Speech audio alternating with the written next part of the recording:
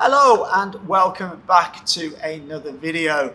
I want to talk about the protests and demonstrations that are currently occurring in China, and I'm going to give you my thoughts, opinions and what I've been seeing and reading over the last 48 hours, because I feel there is a lot of misinformation, there's a lot of conspiracy theory going around. So I'm going to try to stick as much as possible to the facts of the situation, and let's break it down in this video. So I think the catalyst for these demonstrations is what happened in Urumqi. Now, what happened in Urumqi, if you don't know, there was a fire in an apartment block and 10 people reportedly died in that fire. And this sparked a lot of outrage. Urumqi was a city that had been locked down for about 10 weeks, a long time. And from what I understand, one of the issues why this fire was as bad as it was, the emergency services were unable to get close enough to the building because there was many parked cars. And those parked cars were there because people were locked down. They couldn't come to the cars to move them. And also because some of those cars had been there for more than 2 months without being used. The batteries had gone flat. So this was the catalyst for these demonstrations. Now, the Western media have you believe that these demonstrations are, all over China with millions of people. Well, from what I understand, that is not the case. The main one that's being focused on is the one that took place in Shanghai. And from what I've read and what I understand, it started with a few hundred people, and in the end there was a few thousand people. Now you have to get that into context with the size of the city of Shanghai and also the amount of people in China. Actually, the people that are demonstrating and protesting are actually quite a small number if you compare them to the whole of the population of China. Now, I think this incident in Urumqi, coupled with the fatigue of the Chinese COVID zero policy, is what has kicked off these demonstrations.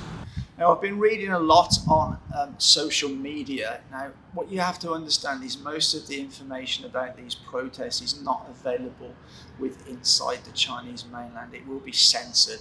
But I'm seeing a lot of information on sources outside of Chinese social media, on places like Facebook and Twitter. And it seems to be pointing to foreign involvement in the protests in Shanghai. Now, I don't think there's any fast, hard evidence of foreign involvement. It does appear that there was a Telegram group that was sort of full of mainly Western journalists, and in fact one Western journalist, Ed Lawrence from the BBC, was arrested yesterday. It said he was treated quite bad, he was beaten. I have no idea if that's the case or not. However, he was part of this Telegram group, and there was a number of people on Twitter suggesting that this Telegram group was to sort of stir up the protests in Shanghai. Now, at this point in time, I don't think there's enough evidence, hard evidence, to say that is the case. I think it's very stupid for foreigners to get involved in demonstrations in China. They are in fact guests of that country, and they should stay out of any demonstrations. As far as media are concerned, then yes, media, accredited press should be there, but they should report the facts. They shouldn't report in any biased sense. And as we all know, Western journalists tend to report on China in a very biased manner. Now, many Chinese I know and speak to are really fed up with the COVID zero policies of China. And about 2 weeks ago, the central government drew up a 20-point plan to ease the lockdowns. But I think the problem is a lot of local, provincial authorities have misinterpreted these directions from central government and still putting people into fairly stringent, severe lockdown. And I think this is causing a backlash from many people who are just absolutely fed up with it. I have been outside of China since June of this year. Pretty much every country I've travelled to, there are no restrictions. And that's not to say that the COVID zero policy in China is wrong. China have a very difficult balancing act. If you take the USA, if you take the UK, we have seen many, many deaths in those countries, and we continue to see deaths. Now, whether and how many of those deaths in the West are still from COVID, it's very difficult to ascertain because the government are not really maintaining the data on the case numbers, the deaths, the hospitalizations, etc. So it's quite hard to find accurate data. However, modelling that's been done in China suggests if they just let COVID spread, that many people will become seriously ill and potentially die. And that's because I see that there's one big problem in China, is that a lot of the elderly have not had vaccinations. If we look at the cases currently in China today, the 28th of November, there were 40,000 new cases. Now, many of those are asymptomatic, but those people are tending to still be taken to central quarantine areas, and that's in my opinion really not ideal. It would be much better, in my opinion, if they could quarantine in their homes. But the big fear is that many elderly people get sick or ill or die, and that is really something that is not going to look good for the Chinese authorities, because they've spent the last 2 or 3 years showing how well they have controlled it, and really saying that how poor other countries have done. They've also instilled somewhat an element of fear into the population about the spread of COVID, that many people will die, X, Y, Z. So I think many of the people are very, very nervous. Now, as far as these protests calling for the downfall of the CPC, that is something where I do think this is coming from foreign involvement. I really believe that there are still a lot of people in China who support COVID zero. And on top of that, the Chinese government generally has a lot of support from its people. They've done miraculous things to the standard of living for people in China over the last 25 years. And I don't think this issue is really the Chinese people calling for the downfall of their government. I really don't think that at all.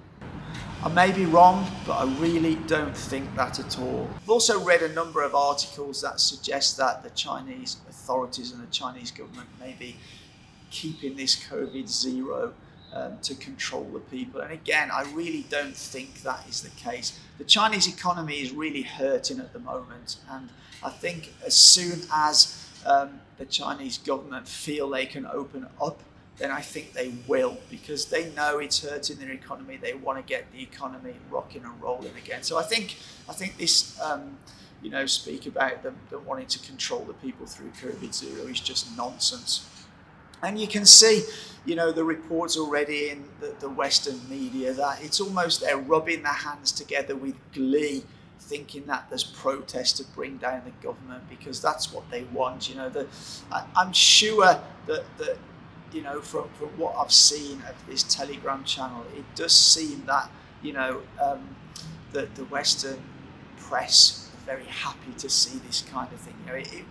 It would please the West nothing more than if they thought there was going to be a downfall of the Chinese government. But as I say, the people of China really support their government. Of course, not all, but a vast majority of them do. And I really, really don't think the Chinese people are calling for a downfall of the government. I just want to touch on one other thing.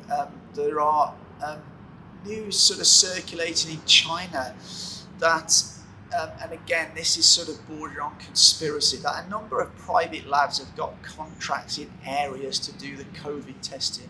Now that's obviously very, very lucrative for those companies involved. You take a city like Shenzhen where there's 20 million people, and even if that company is making 1 yuan off each of those people for COVID testing, then that is a lot of money. And it just seems that there are reports that are saying that when these private companies get a contract for a certain area or district or city, then COVID seems to take off in those cities, and all of a sudden we need to do mass testing. Now, whether that is the case or not, I really don't know for definite, but that's what I'm hearing from China. I'd also like to say that not all areas are as strict with the lockdowns as others. So my wife, she lives in Shenzhen, and they've had cases there, and the lockdowns have been very, very selective on buildings and not for a long time. Now, they've managed to control COVID in Shenzhen very, very well. I think at the moment, I think it was yesterday, they had 80 new cases. They have cancelled a lot of social things, but the lockdowns are very, very sort of isolated and selective. However, they do have to have mass testing very, very regularly. Okay, so let me give you my thoughts on this. I think the authorities, and I think China, have a big dilemma. If they open up too quickly and it spreads too quickly, they may have a lot of deaths on their hands. They may also have an overwhelmed healthcare system. And that's not something that people want to see in China. I don't think anybody wants to see that. However, I also believe that with the variants that are now circulating, I think it's going to be almost impossible to maintain a COVID-0 approach. What happens is they if you have a severe lockdown, they snub it out. But as soon as they start to relax things, it takes off again. And I think in Beijing, today there's over 300 cases which they cannot trace in the community. So where these have come from, we don't know. I suspect that in many areas in China, they will actually lose control. I mean, the kind of numbers that we're talking about seem to be growing. And I think unless they have very, very strict lockdowns, they will not be able to control it.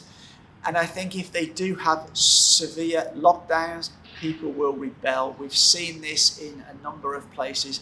People are just absolutely sick and tired of the restrictions. They want freedom of movement. They want freedom to be able to travel. This is a pretty controversial video. I'm not trying to take one side or the other. I'm just trying to give you the situation as I see it. I think there's too many conspiracy theories sort of flying around social media in the West at the moment. And I also feel it seems to be that, whenever something negative happens in China, the Western media are rubbing their hands together with glee. I think that's very, very sad. Anyway, please let me know what you think down in the comments below. I think this could be a very, very lively comment section, so please let me know what you think. Anyway, that is the end of the video, and as always, for now, take care.